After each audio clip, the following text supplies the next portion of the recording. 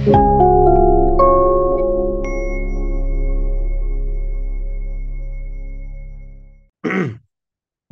kita memasuki pertemuan sesi yang kedua ya di mata kuliah ini di pertemuan kita yang ke-12. Nah, eh, di pertemuan-pertemuan sebelumnya Anda semua, kita semua sudah mendapatkan semacam deskripsi, semacam gambaran dan juga eksplanasi tentang manusia sebagai faktor utama, pelaku utama kerusakan-kerusakan lingkungan. Kalau kita mencoba menelusuri faktor-faktor penyebabnya kerusakan-kerusakan global dan lokal dalam berbagai wilayahnya, di udara, di lautan, di daratan, airnya, tanahnya, dan sebagainya, seperti yang pernah saya jelaskan kepada Anda, semua bermuara kepada satu aktor, yaitu manusia, ya kan? Nah, aktor kerusakan lingkungan itu bukan kambing Anda, bukan kucing Anda, bukan ayam Anda, tapi diri Anda sendiri sebagai manusia. Diri kita sendiri sebagai manusia. Jadi jangan menuduh kepada yang lain, menuduh kepada diri sorangan. Ketika Anda nunjuk, ada 4 jari nunjuk kepada diri kita sendiri ya.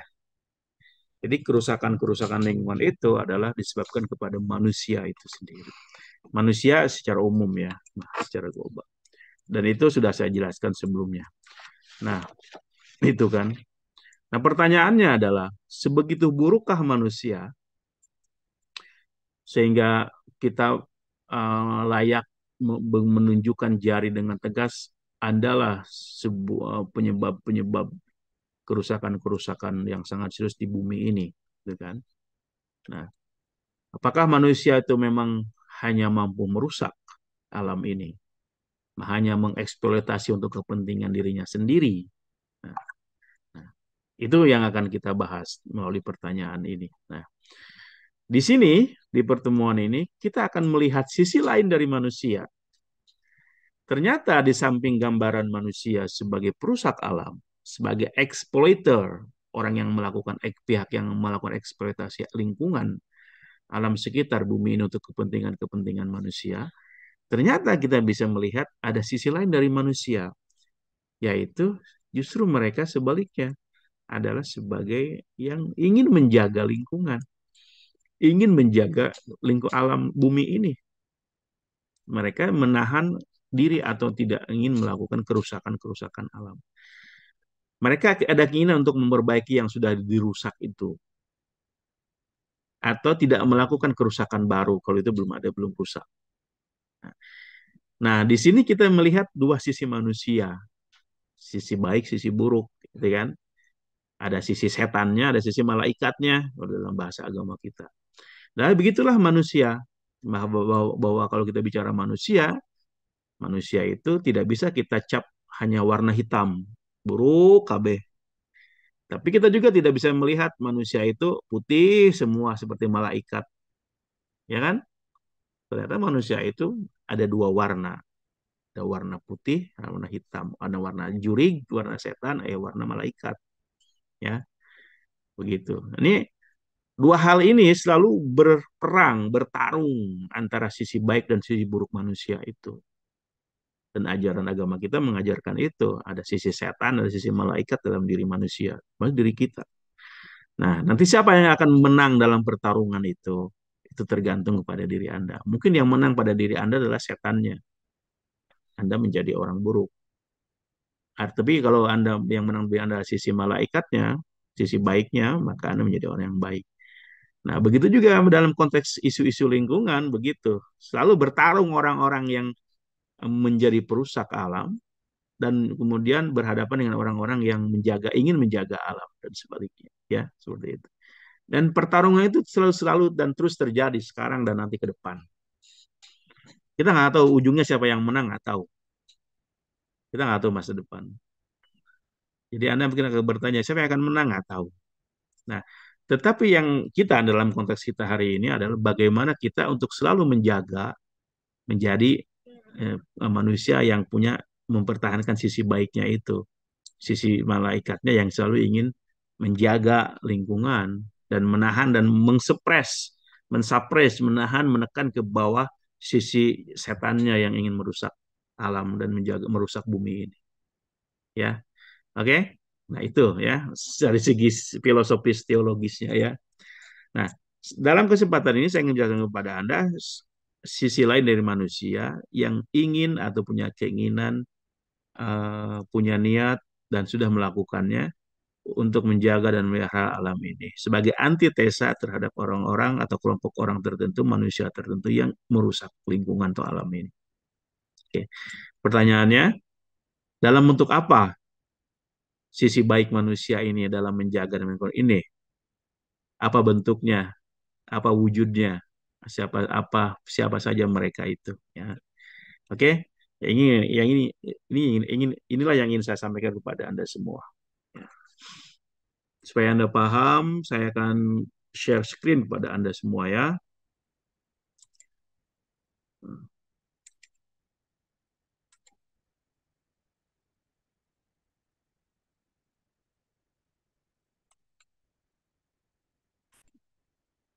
Udah terlihat belum? Udah. Sudah, Pak. Oke. Nah, topik yang ingin saya sampaikan pada pagi hari ini mengenai hal tema yang saya sebutkan tadi adalah respon manusia atas persoalan lingkungan. Dalam tanda petik kurung dua, titik dua, ideologi dan gerakan lingkungan. Dari judul aja mungkin Anda sudah bisa memahami responnya itu bentuknya apa. Oke. Nah, dari judul ini saya ingin kepada Anda bahwa respon manusia atas kerusakan lingkungan itu mewujud dalam dua hal, yaitu munculnya ideologi-ideologi yang pro lingkungan dan munculnya bentuk yang kedua adalah gerakan-gerakan lingkungan. Oke. Satu ideologi muncul ideologi lingkungan, yaitu ideologi yang menentang ideologi yang merusak lingkungan, yaitu antroposentrisme, misalnya. Dan ini ideologi ini muncul justru pro terhadap lingkungan, ingin menjaga lingkungan. Tapi manusia yang suka pejuang lingkungan ini tidak cukup hanya dengan mengembangkan ideologinya saja, tapi juga ada yang melangkah lebih jauh, yaitu mereka mempraktekannya dalam gerakan-gerakan, tindakan-tindakan nyata dalam menjaga lingkungan. Maka ada yang disebut dengan gerakan lingkungan. Tetapi sebenarnya antara ideologi dan gerakan lingkungan tidak mesti dipertentangkan. Kedua-duanya saling terikat. Ketika ideologi yang baik itu pasti berakibat bermuara kepada gerakan. Ya, sebuah konsep yang baik tentu saja harus bermuara kepada dorongan bertindak, yaitu gerakan. Begitu juga gerakan-gerakan lingkungan itu mesti berbasis pada ideologi yang bagus. Kalau Anda misalnya bertindak sesuatu, bergerak dalam mengatasi lingkungan, tapi Anda tidak punya basis ideologisnya, basis konsep yang bagus, mungkin Anda tidak akan bertahan lama. Karena Anda tidak didorong oleh basis keyakinan yang kuat, tidak dilandasi oleh ideologi lingkungan yang kuat. Karena mungkin awal-awalnya semangat Anda gerakan lingkungan, tapi karena tidak dilandasi oleh sebuah ideologi lingkungan yang begitu kuat di antara Anda dan kawan-kawan Anda, bisa saja gerakan lingkungan Anda hanya sesaat. Nah, nanti juga kita lihat tuh yang sebut Anda kasus tadi Pandawara tadi. Nah, itu kan bagus tuh gerakan lingkungan yang praktis itu bagus. Nah, kita akan bisa melihat sejauh mana bisa bertahan, ya. Nah, dibandingkan dengan tadi yang Anda sebut dengan Greenpeace tadi oleh siapa? Oleh Azri ya. Kenapa juga pertanyaan dari Anda Aldi? Apa bedanya? Nah, salah satu bedanya pada adakah ideologi yang melandasi sebuah gerakan lingkungan. Nah, biasanya nih, kalau sebuah gerakan lingkungan didasari oleh sebuah ideologi, nah biasanya berumur panjang karena ada kekuatan ideologi yang melandasinya. Sama seperti Anda, kenapa Anda bertahan sampai sekarang? Karena Anda ada keyakinan, ada harapan yang membuat Anda bertahan di tengah kesusahan. Nah, contohnya Greenpeace tadi. Greenpeace tidak hanya gerakan yang bersifat praktis, tapi juga gerakan ideologi lingkungan. Tadi oleh Anda disebut ada gerakan menentang kapitalisme. Nah, itu yang membuat mereka selalu bersemangat dan bersatu dan tidak pernah mati sampai hari ini. Ya, gerakan-gerakan lingkungan seperti itu. Oke, paham ya? Seperti itu. Nah, Mari kita lihat isinya apa selain saya ini. Ya. Nah, nah sekarang ini mungkin sudah lama sebenarnya sejak isu-isu lingkungan itu muncul. Pada saat yang sama juga dibarengi oleh kemunculan ideologi-ideologi dan gerakan-gerakan lingkungan. Nah, gerak ideologi ini mencoba untuk memberikan respon atas apa? Satu, nah kemunculan ideologi lingkungan ini dan juga gerakan lingkungan merupakan respon. Jadi kemunculannya itu jelas sekali tidak dari ruang hampa, tapi karena ada kejadian-kejadian yang sangat luar biasa dalam lingkungan, yaitu semakin parahnya kerusakan ekologis baik secara global dan nasional, seperti yang kita pelajari di pertemuan-pertemuan sebelumnya. Ya, nah ada orang-orang yang merasa harus melakukan sesuatu dalam bentuk konsep, yaitu ideologi lingkungan, dan juga dalam bentuk biar tindakan-tindakan praktis gerakan-gerakan lingkungan. Walaupun kedua hal ini sebenarnya tidak mesti dipisahkan. Ya. Nah, juga yang lainnya adalah ideologi dan gerakan ini muncul sebagai tanggapan atau respon terhadap tidak memadainya pemerintah. Nah, pengambil-pengambil kebijakan itu kan ada di pemerintah ya umumnya. Mereka punya otoriti. Nah, dalam mengatasi persoalan lingkungan, ini pemerintah dipandangnya nggak cukup berbuat sesuatu untuk mencegah dan mengatasi kerusakan lingkungan. Nah, itu nyata. Atau juga politisi yang tidak banyak berbuat sesuatu. Seperti Anda tadi katakan, ketika kampanye di Indonesia, ya khususnya di Indonesia lah, tapi juga di banyak negara lain. Isu lingkungan itu bukan isu yang tanda petik seksi untuk disampaikan kepada penontonnya, kepada pendukungnya, ya tidak menarik, jarang menjadi isu yang dibawa oleh dalam kampanye-kampanye mereka. Ya, coba Anda perhatiin ya. Nanti kita lihat sebentar lagi akan debat calon presiden. Kalaupun ada minim ya porsinya.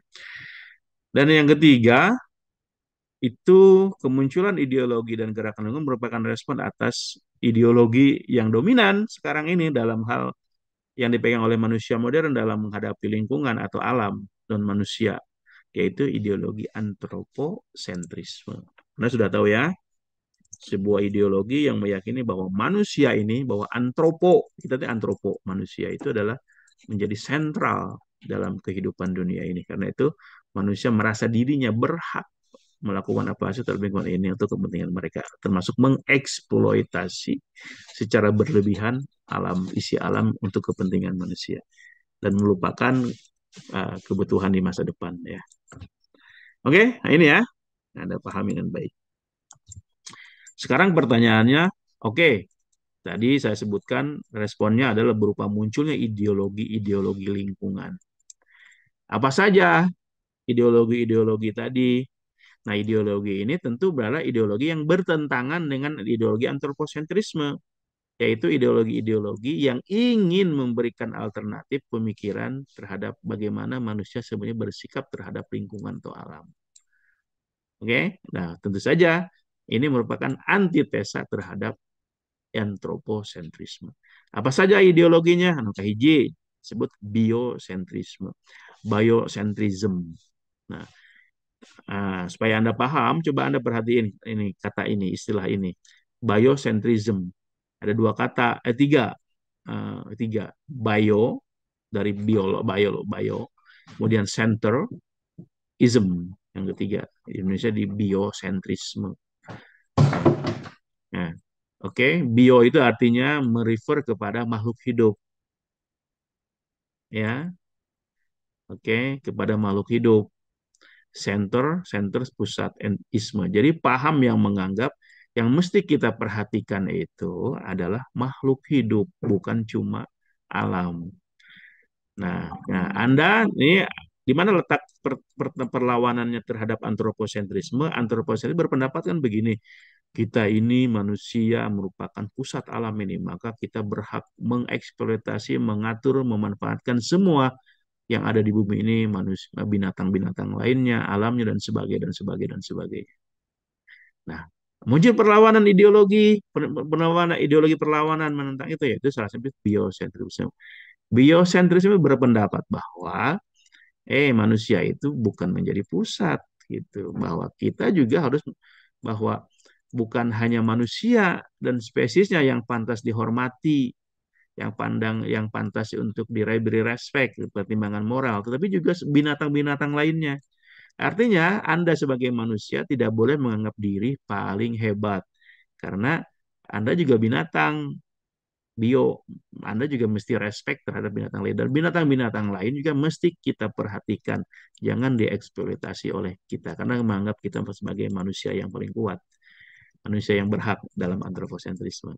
Nah, gitu ya. Nah, maka biosentrisme mengembangkan etika, yaitu etika untuk menghormati semua binatang. Jangan hanya mengunggulkan diri Anda, karena Anda menganggap seperti Anda dalam antropocentrisme kan menganggap diri Anda itu manusia sebagai makhluk yang animal, binatang yang paling hebat, sehingga Anda berhak mengeksploitasi binatang lainnya. Nah, dalam pandangan biosentrisme itu manusia itu hanya salah satu binatang, karena itu kita menghormati binatang-binatang lainnya juga. Artinya jangan dieksploitasi berlebihan oleh manusia. Oke? Okay? Oke. Okay. Ya. Manusia dalam pandangan biosentrisme itu hanyalah salah satu jenis binatang. Karena itu Anda tinggal jangan sombong. Maka Anda mesti menghormati binatang-binatang lainnya. Ya. Manusia bukanlah segalanya dibanding makhluk hidup lainnya. Karena di samping manusia ada makhluk hidup lainnya, ya ada bio, ada animal lainnya. Kucing Anda, hewan Anda, ayam Anda, kambing Anda itu kan binatang-binatang yang harus Anda hormati juga. Termasuk ya, seperti itu. Nah, spesies manusia dengan spesies lain itu saling membangun alam ini. Manusia tergantung kepada spesies lainnya untuk membangun alam ini. Tanpa alam lain, kita tidak bisa, sebagai manusia tidak bisa hidup dengan layak di bumi ini. Karena itu bagaimana Anda bisa merendahkan, mengeksploitasi makhluk-makhluk lainnya kalau makhluk lain itu punya kontribusi terhadap diri Anda sebagai manusia. Nah, yang ketiga, pandangan biosentrisme adalah semua organisme hidup merupakan pusat kehidupan yang unik, yang mereka, keberadaan mereka di bumi ini punya kehidupannya sendiri dan punya tujuan-tujuan masing-masing dalam membangun bumi ini. Termasuk semut ya, mungkin ya kita semut itu mereka punya fungsinya sendiri, ya kan? Seperti itu. Ini persis seperti dalam anggapan Al-Quran, dalam ayat Al-Quran bahwa Rabbana ma khalaqta hadza batila. Ya, apapun yang Allah ciptakan di bumi ini semua tidak ada yang sia-sia. Ada fungsinya dan manfaatnya. Punya fungsinya dalam konteks global alam ini. Ya, tidak ada yang sia-sia. Paham ya sampai sini? Ini yang disebut dengan ideologi lingkungan biosentrisme. Tokoh-tokohnya ada Taylor, ada Singer, dan sebagainya. Nah, dengan demikian, biosentrisme ini mengembangkan yang disebut dengan etika bumi. Artinya, bagaimana kita berperilaku terhadap bumi ini. Nah, di bawah etika itu bukan cuma kepada manusia. Anda selalu berpikir kan etika itu bagaimana kita bersifat baik, sopan santun kepada sesama manusia kan, kepada bapak Anda, ibu Anda, teman Anda, guru Anda, dosen Anda kan. Nah, dalam biosentrisme yang disebut etika itu juga harus ada terhadap bumi, lingkungan. Maka mereka makan etika bumi. Apa isinya? Nah, kita mesti memperlakukan bumi itu bukan seperti properti, barang milik. Properti itu adalah barang yang bisa Anda miliki secara pribadi, seperti barang lainnya, ya seperti motor Anda, seperti baju Anda dan sebagainya, rumah Anda itu properti kan. Nah, bumi ini dalam etika bumi itu bukanlah properti milik Anda yang bisa Anda gunakan sesuka hati Anda. Tetapi bumi itu adalah subjek moral yang harus Anda hargai dan harus Anda nilai dengan setinggi-tingginya. Karena hidup kita ini sebagai manusia tergantung pada bumi. Coba Anda bisa hidup tanpa bumi, Mbak. Ya kan? Dan sampai sekarang hanya planet bumi ini yang bisa ditemukan. Kita belum bisa menemukan planet yang bisa ditempati. Karena itu sayang-sayangilah bumi ini. Ya kan? Seperti itu. Dengan demikian, biosentrisme ini menolak pemusatan atau pandangan bahwa manusia itu adalah sebagai spesies yang paling unggul. Kita cuma bagian dari binatang kok di bumi ini, gitu kan? Jadi kenapa Anda harus mengeksploitasi dan mengganggu makhluk-makhluk hidup lainnya yang bermuara kepada kerusakan lingkungan, ya kan? Maka disebut antispesisme, menolak antroposentrisme karena antroposentrisme itu rasis karena memandang ras tertentu yaitu manusia, spesies tertentu sebagai unggul pada yang lain. Kita ini dalam pandangan ini sama seperti binatang lainnya, gitu sebenarnya. Nah, dalam pandangan biosentrisme, antroposentrisme harus ditolak karena bersifat diskriminatif bahwa manusia dianggap sebagai spesies yang diunggul dan menganggap yang spesies makhluk hidup lainnya lebih rendah. Nah, ide ini muncul tentu saja untuk mengingatkan manusia bahwa, hei manusia, bahwa Anda ini hanya bagian dari penghuni binatang-binatang yang ada di bumi ini. Anda tidak boleh merusak binatang-binatang lain dan juga alam-alam ini. Jadi kita tidak punya hak untuk merusak, karena kita hanya bagian dari animal penghuni bumi ini. Ya, makhluk hidup yang ada di bumi ini. Hanya satu-satunya, bukan satu-satunya, hanya salah satu dari animal penghuni bumi ini. Maka bagaimana kita bisa punya hak untuk merusak alam ini? Ya kan? Nah, seperti itu. Nah, selain biosentrisme, berkembang pula ideologi lingkungan yang lainnya yang disebut dengan ekosentrisme.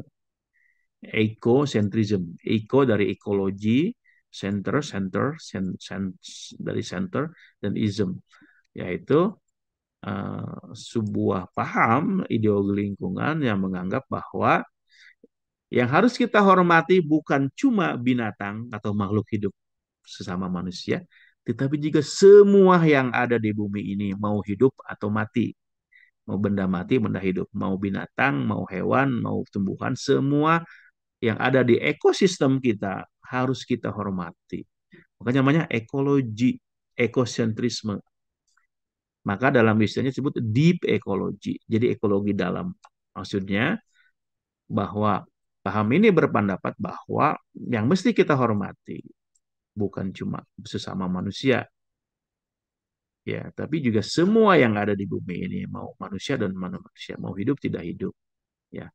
Maka ini lebih lebih radikal kan pahamnya daripada. Maka pada sisi ini ekosentrisme ini satu jelas respon terhadap antroposentrisme. Sama seperti tadi tuh, biosentrisme. Tapi juga pada saat yang sama, ekosentrisme ini merupakan kritik terhadap biosentrisme. Mengapa? Karena biosentrisme hanya fokus menghormati sesama binatang. Manusia binatang, maka menghormati binatang lainnya. Oke, oke, seperti itu. Nah, nah, yang diinginkan oleh ekosentrisme adalah menghormati semua yang ada di ekosistem kita. Mau hewannya, mau tanahnya, mau tumbuhannya, mau udaranya, mau ini, mesti kita hargai dan hormati. Jangan dirusak, jangan dieksploitasi berlebihan, melebihi kebutuhan manusia. Oke, nah maka ekosentrisme ini punya filsafat namanya ekosofi. Ekologi, ekosistem, sofi. Jadi filsafat lingkungan ekosofi.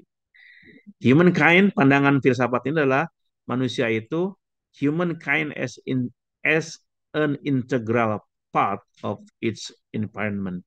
Manusia itu hanya bagian integral dari lingkungannya. Ya. Nah, maka di sini kritik atas shallow ecology, yaitu yang tadi tuh, yang berbasis pada antroposentris dan biosentrisme. Maka karena pandangan mereka untuk menghargai dan mengalami itu bukan hanya terbatas penuh hidup, tapi juga semua alam, semua yang ada di alam ini, maka sangat disebut deep dalam ekologinya. Oke, siapa saja tokohnya? Tuh ayat tuh. Nace, Carson, Brower, dan lain sebagainya. Ya. Ini adalah ideologi yang kedua lingkungan, disebut ecocentrism atau deep ecology. Salah satu tokohnya namanya Fritjof Capra. Nah, ini Fritjof Capra ini kalau saya baca waktu saya dulu S1, karyanya menarik. Dia ahli fisika, tapi juga dia tertarik dengan ilmu ketimuran, tetapi filsafat timur. Nah, menarik dia. Nah, dalam pandangan Capra, manusia dan makhluk lainnya itu tidak terpisah dari lingkungan. Jadi kita ini ya hanya bagian tidak bisa hidup terpisah dari lingkungan kita, alam kita. Makhluk hidup lain juga sama. Dunia merupakan jaringan fenomena yang saling terhubung dan tergantung, bukan saling terpisah. Maka bayangkan kalau merasa diri Anda adalah bagian integral dari lingkungan Anda, baik yang hidup atau yang tidak hidup, dengan demikian Anda adalah tergantung kepada keberadaan sesuatu di luar diri Anda, baik yang hidup atau yang tidak hidup, dengan tanah Anda, dengan air Anda, dengan hewan Anda, dengan tumbuhan Anda, semua di sekitar Anda. Karena semuanya saling terhubung. Semua yang ada di bumi ini memiliki nilai yang penting. Bayangkan, kalau Anda menganggap semua bahwa pantai Anda itu penting, bagaimana mau Anda merusaknya? Bagaimana Anda, kalau Anda menganggap bahwa sungai di sekitar rumah Anda itu sangat penting, bagaimana Anda ingin merusaknya? Kalau Anda menganggap bahwa pohon di sekitar rumah Anda penting, bagaimana Anda ingin menebangnya? Nah, persoalan itu muncul ketika Anda menganggap pohon di rumah Anda tidak penting. Bukan bahwa Anda tidak merasa tergantung dengan pohon di sekitar Anda untuk oksigen Anda. Nah, ekosentrisme untuk mengingatkan Anda kembali bahwa apapun yang ada di sekitar Anda itu punya fungsi manfaatnya bagi kita semua, termasuk pada diri Anda. Tanahnya, airnya, pohonnya, dan sebagainya. Termasuk hewan-hewan kecil di sekitar Anda itu. Maka kita harus mau merendahkan diri, merendahkan hati bahwa manusia itu hanyalah salah satu benang dari jaring laba-laba kehidupan itu. Nah, kalau di bumi ini, di kehidupan di bumi ini seperti jaring laba-laba, kan ada jaring-jaringnya tuh. Nah, kita ini sebagai manusia hanya salah satu benang jaring kehidupan itu. Maka bagaimana mungkin kita berani merusak yang lainnya? Hewan Anda di sekitar Anda, hutan Anda, air Anda, tanah Anda, dengan membuang sampah sembarangan. Karena itu bagian dari benang-benang kehidupan. Ya kan? Nah, orang berani merusak itu karena tidak menganggap bahwa Anda bagian dari benang-benang kehidupan. Maka banyak benang-benang kehidupan yang terputus dan rusak. Mungkin sekarang belum masih bisa, tapi kalau semua itu tidak tertahankan, benang-benang semakin banyak, nanti benang-benangnya akan putus dan kerusakan, bahwa manusia akan mengalami akibatnya sendiri nanti. Ya, oke, seperti itu. Nah, itu yang kedua ya. Yang ketiga yaitu ideologi ekofeminisme. Nah, selain yang biosentrisme dan ekosentrisme, muncul ideologi lingkungan yang ketiga yang disebut dengan ekofeminism, ecological feminism. Ya, jadi ecological feminism itu adalah yaitu mendorong kita menghormati alam di sekitar kita, tidak boleh mengekspresinya, tapi dengan menggunakan perspektif ideologi feminisme. Nah, feminisme jangan Anda salah pahami, nanti banyak dari Anda yang salah paham tentang feminisme ya. Karena Anda tidak membaca langsung kepada mereka. Memang di antara mereka ada yang radikal, tapi juga kalau Anda mau main baik, tentu Anda tidak menganggap mereka adalah buruk semua.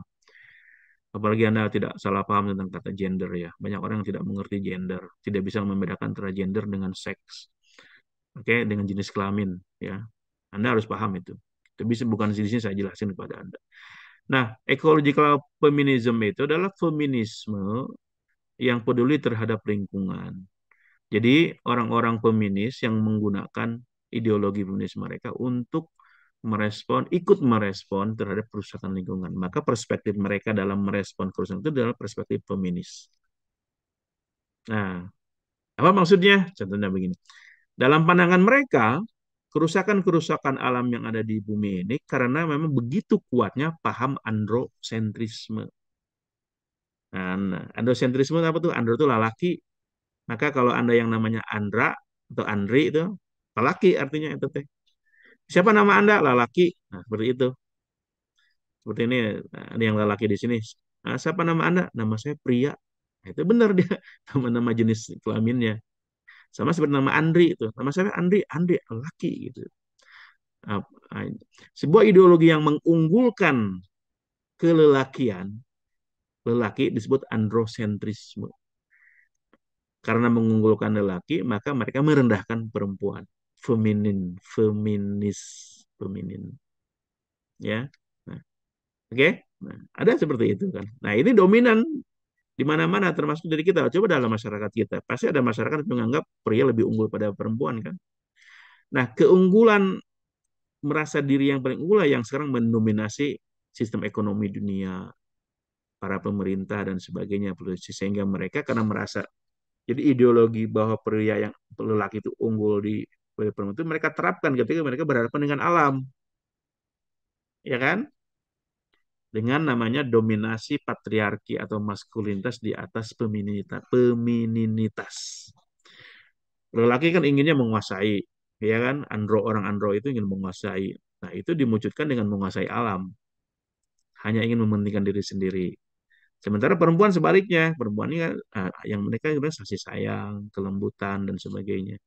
Nah, seperti itu kan.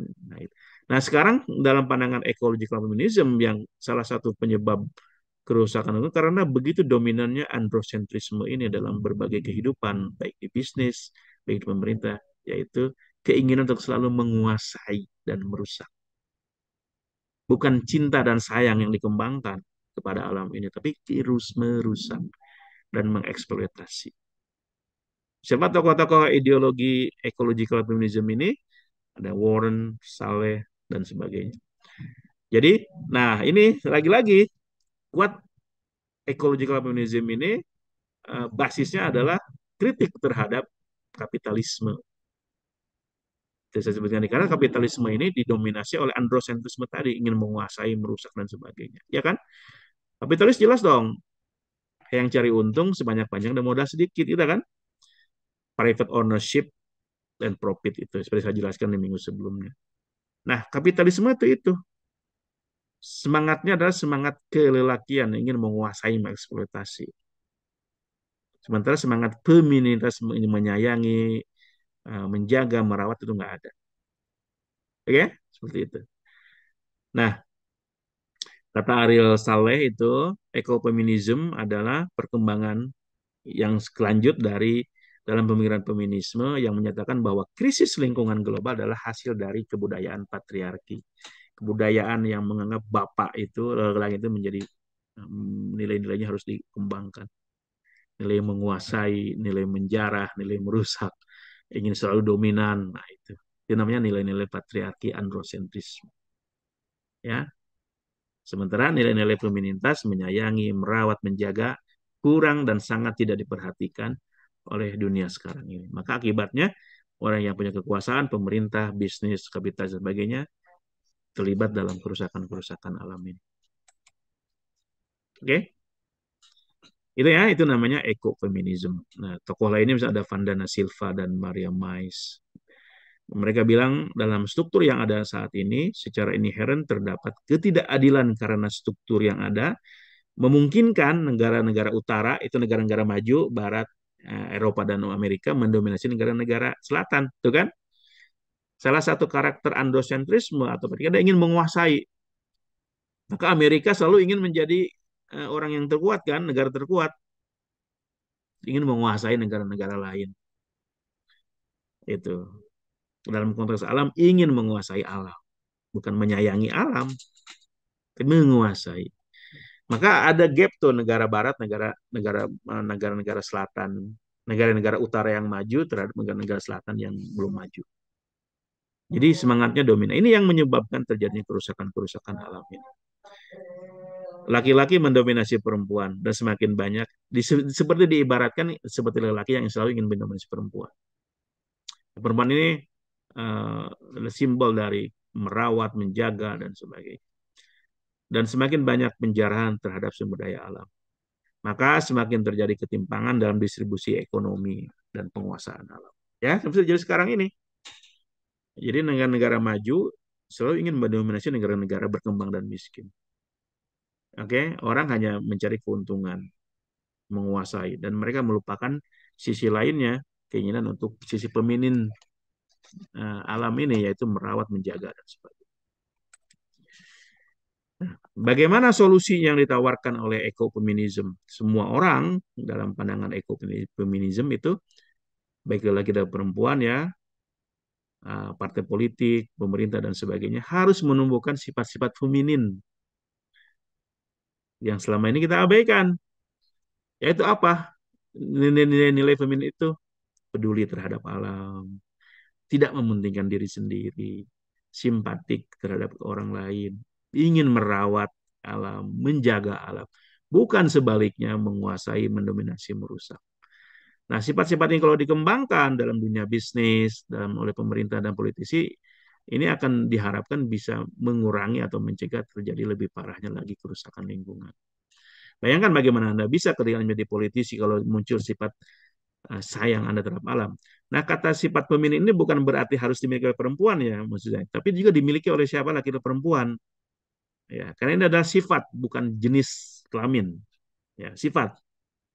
Dalam diri kita itu, pada diri Anda yang laki-laki punya sifat feminin, ingin merawat, ingin menjaga sebenarnya. Tapi Anda itu selama ini sifat ini terbawah, tidak berkembang karena yang Anda utamakan adalah sifat ingin menguasai. Coba Anda tunjukkan yang laki-laki. Anda selalu ingin menunjukkan bahwa Anda ini perkasa, Anda ingin dominasi di depan pacar Anda kan, seperti itu. Anda ingin menjadi selalu ada di lebih maju, unggul dan sebagainya. Ya kan, ingin dominasi, mendominan. Nah, itu adalah sebenarnya dalam diri Anda juga ada sifat feminin. Nah, sifat lelaki juga sama, ingin menyayangi, merawat. Itu yang harus kita kembangkan tuh. Ya. Perempuan juga sama, di dalam perempuan Anda ada sifat maskulin Anda. Ya, tapi mungkin Anda sebaliknya lebih banyak yang sifat feminin. Oke. Yang kedua, kita harus menghilangkan sifat dualisme bahwa alam itu adalah lawannya manusia. Kalau Anda menganggap alamin adalah alamin adalah lawan Anda, maka Anda selalu ingin untuk menaklukkan kan, merusaknya, bukan merawatnya, menjaganya.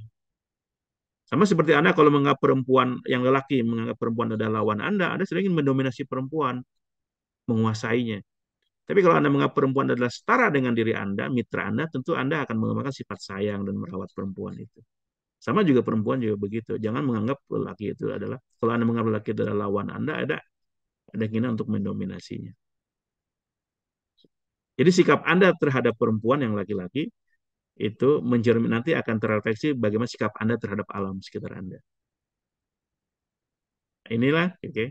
Jadi mari kita tumbuhkan sikap dalam pandangan ekofeminisme, menumbuhkan sikap pluralisme. Artinya bahwa semua unsur lingkungan yang ada di bumi ini sederajat, baik manusia dan binatang-binatang itu sederajat, kita bagian dari alam itu. Maka bagaimana mungkin kita akan mengeksploitasi sesuatu yang sederajat dengan Anda?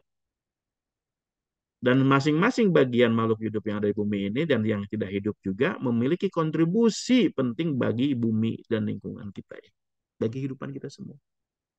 Sama seperti Anda, bagaimana Anda akan Anda yang menganggap perempuan sederajat, misalnya yang laki-laki, pasti Anda tidak akan berani untuk melakukan eksploitasi terhadap perempuan. Tapi kalau dalam otak Anda sudah terbentuk keinginan menganggap perempuan tidak sederajat dengan Anda, maka Anda akan berpikir untuk mengeksploitasi dan menguasai perempuan, bukan lagi menyayang dan merawatnya. Nah, inilah yang disebut dengan penerapan ideologi feminisme terhadap upaya-upaya kerusakan lingkungan, disebut dengan ecological feminism, ekofeminisme. Oke. Nah. Oke, itu adalah ideologi-ideologi lingkungan. Ya, saya sebutin 3 aja ya. Anda silakan cari baca yang lain. Sekarang bagaimana dengan gerakan-gerakannya? Nah, dalam upaya merespon kerusakan-kerusakan itu muncul bukan cuma ideologi lingkungan, tapi juga gerakan-gerakan praktis nyata yang berupaya untuk menerapkan ideologi-ideologi tadi dalam bentuk-bentuk praktis.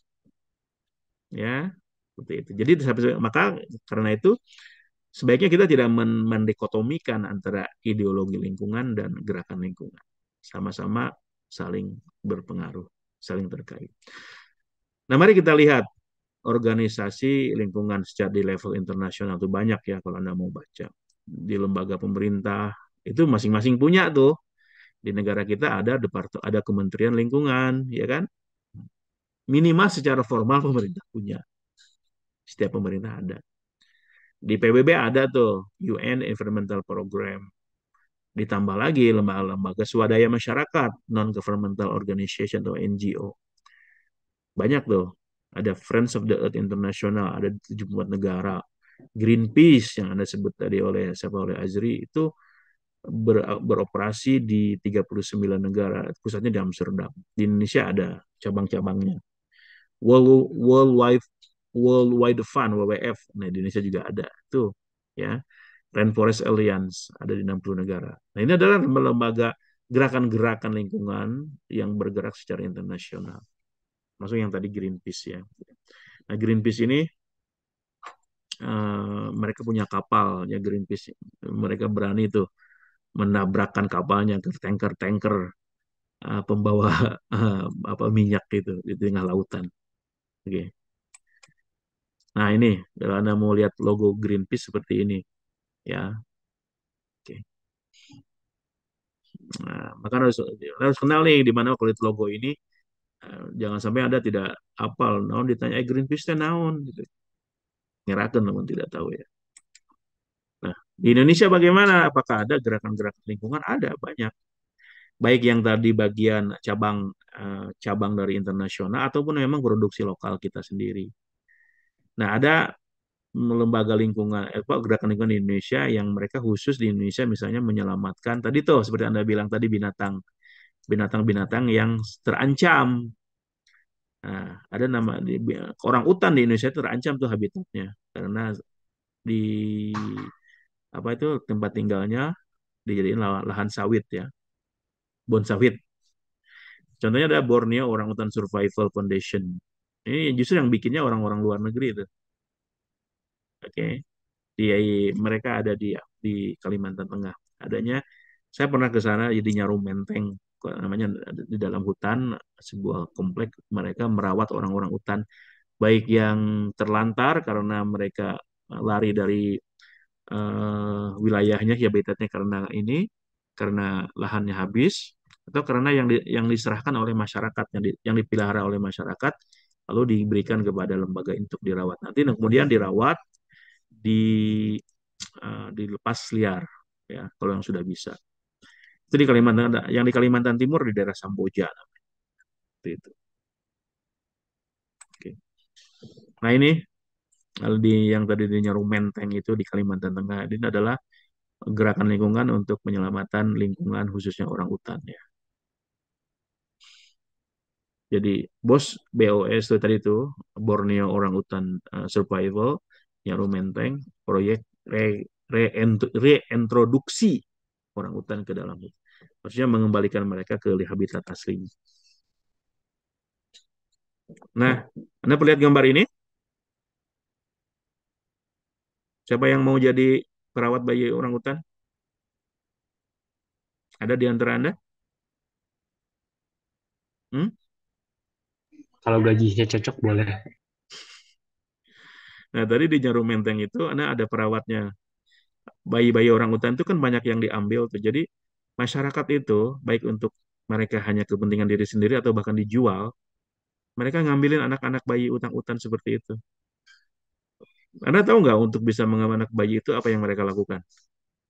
Membunuh ibunya. Nah, karena banyak yang mungkin mereka tidak bisa merawatnya, banyak yang diberikan kembali ke lembaga ini. Dirawatlah seperti itu. Atau juga yang tadi karena kebakaran hutan ya di Kalimantan itu sendiri juga, maka banyak yang orang ibu-ibu bapaknya mati, anaknya ini yang selamat diselamatkan. Nah, ini dirawat oleh para perawat-perawat seperti itu, ya seperti mereka merawat bayi aja. Karena memang secara DNA orang itu sama dengan kita, diganti popoknya, diberi susu botol dan sebagainya, dijaga kesehatan. Setelah nanti besar, di ada kandang yang lebih besar, baru nanti setelah kuat dikembalikan ke daerah-daerah pedalaman yang aman, yang jauh dari kebun sawit ya. Oke. Nah, sekarang partai politik bagaimana?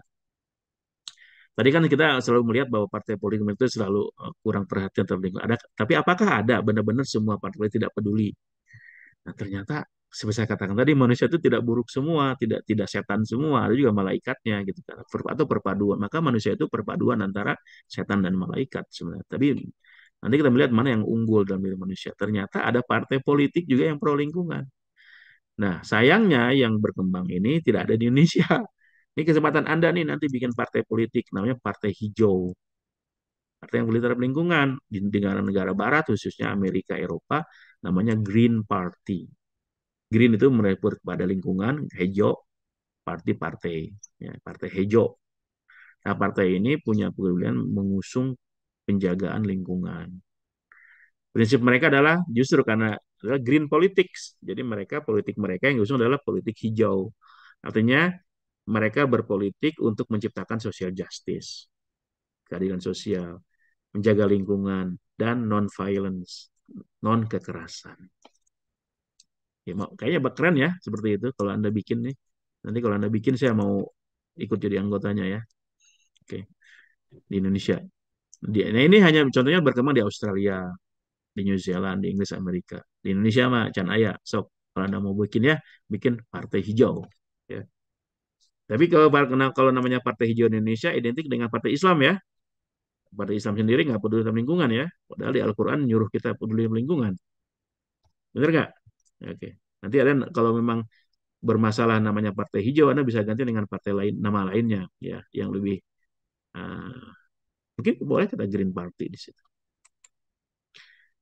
Nah, itulah apa yang saya sampaikan kepada Anda itu semua menunjukkan sisi lain manusia sebagai pejuang lingkungan, baik dalam bentuk ideologi lingkungan dan gerakan-gerakan lingkungan.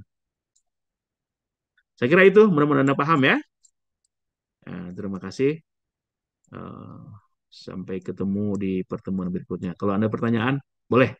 Ya.